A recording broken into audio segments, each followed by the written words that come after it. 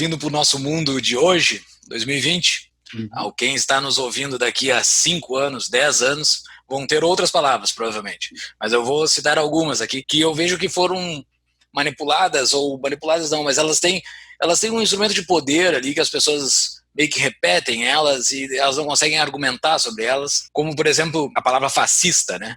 As pessoas utilizam ela como um instrumento de poder, ao meu ver, consegue colocar aquela outra pessoa como um mal absoluto, e daí tu sai completamente, tu fica com o bem completamente pra ti, porque tu conseguiu lacrar na pessoa, botar uma etiqueta na pessoa, lacrar não nesse sentido vulgar atual, mas botar uma etiqueta nela, um rótulo, dizendo que ela é o mal absoluto. E esses são os exemplos onde a linguagem é utilizada para o poder, onde determinados intelectuais, determinados movimentos conseguem mudar as palavras no mundo real mesmo que nós estamos vivendo, porque existe isso na ficção, 1984, Admirável Mundo Novo, e as pessoas entendem outras palavras por outros significados, mas a gente vive isso mesmo. Isso é um instrumento de poder? Eu diria que a política, né, a Hannah Arendt define assim, a política é o reino da liberdade. Só que essa definição ela é muito importante, muito precisa, se nós a compreendermos dentro de uma filosofia política clássica, né? De matriz aristotélica, etc. Mas a política, dentro daquilo que no mundo moderno, né, na modernidade, nós costumamos tomar a política como um objeto complexo, a política pode ser vista sob muitos prismas, né?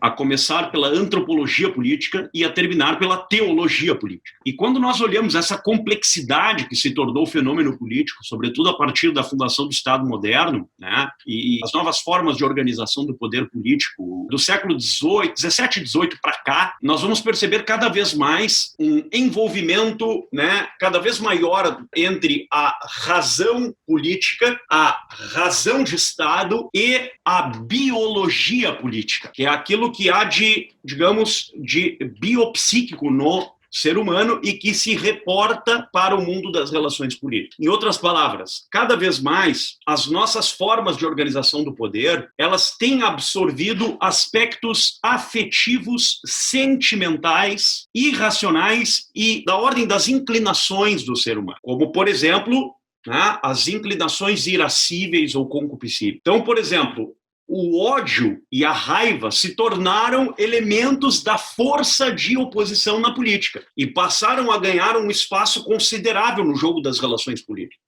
Nas formas por meio das quais as oposições se sopesam no espaço da chamada democracia política atual, o uso dos termos e dos vocábulos acaba desempenhando uma função simbólica que é a de colocar sob o adversário ou sobre si mesmo uma espécie de mantra ideológico social que acaba caracterizando, né, ou a si próprio ou ao adversário como alguém dentro de um escopo ou de uma cosmovisão ideológica anterior sobre a qual recaem inúmeras maneiras de interpretação e significação, tá?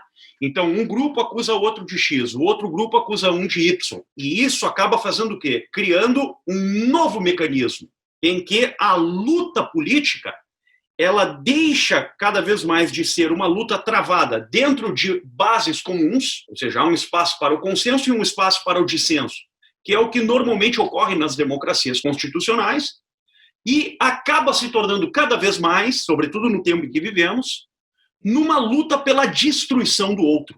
O adversário deve ser destruído. Ou seja, a visão de consenso desapareceu completamente. E a política se tornou uma guerra entre amigos e inimigos.